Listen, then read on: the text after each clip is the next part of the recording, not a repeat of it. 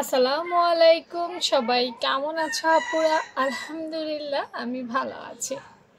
আজকে আবার আপুদের জন্য নিয়ে আসলাম এক ছাট সুন্নতি জামা 32 সাইজ আপুদের জন্য। সুন্নতি জামা কোনটা চিনেছে তো না আপুরা? সুন্নতি জামা কিন্তু বর্তমানে খুবই জনপ্রিয় একটা জামা। আমি অনেক ফরহেজগার আপু দেখেছি যারা একটু শালীনতার মধ্যে চলতে চায়, তারা সুন্নতি জামা পরিধান করে থাকে। মেজারমেন্ট বোঝানোর আগে দেখো, মেজারমেন্ট তো এখানে অলরেডি সব কিছু দেওয়াই আছে না?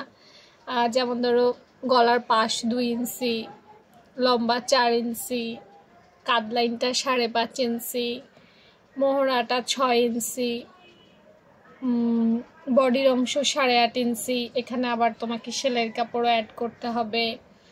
তারপর প্যাট লাইন আমি 7 ইঞ্চি দিয়েছি, যেটা চেঞ্জ করা যাবে। কোমর 8.5 ইঞ্চি দিয়েছি, এটাও চেঞ্জ করা যাবে, খুব একটা চেঞ্জ করার দরকার নেই।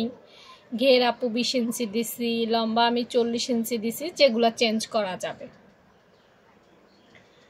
আচ্ছা, সুন্নতি পোশাকের একটু সুফল বলি। ধরো আমরা কেন আবার আপুরা সুন্নতি পোশাকটা বেশি প্রেফার করে, তার কারণ হচ্ছে যে দেখবা আমরা যখন কামিজ পরিধান করি, কামিজের কি হয়, 2 সাইডে কিন্তু সাইড ফাড়া থাকে। তো এই 2 সাইডে সাইড ফাড়া থাকার কারণে আমরা হাঁটা চলার সময় বা উঠবস করার সময় কাপড় কিন্তু সরে যায়, যেহেতু এটা 2টা ভাগে বিভক্ত থাকে, সাইড ফাড়া থাকে, সাইডের অংশ খোলা থাকে।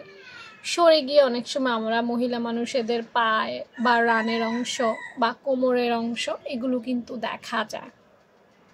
তো যার কারণে আপুরা সুন্নতি পোশাকটাকে বেশি পছন্দ করে, কারণ এইটা পরলে তোমার এই যে কামিজ পরলে যে অসুবিধাগুলো হতো, সুন্নতি পোশাকে কিন্তু সেই অসুবিধাগুলো থাকে না।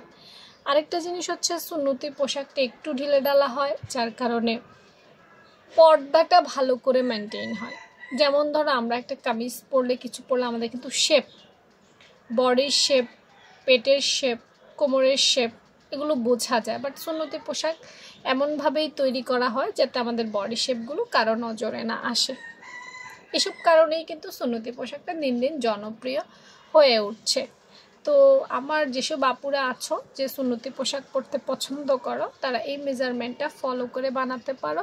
হ্যাঁ, আমি নেক্সট টাইম অন্য সাইজগুলো দেওয়ার চেষ্টা করব। আজকে আসলে 32 সাইজটাই দিলাম।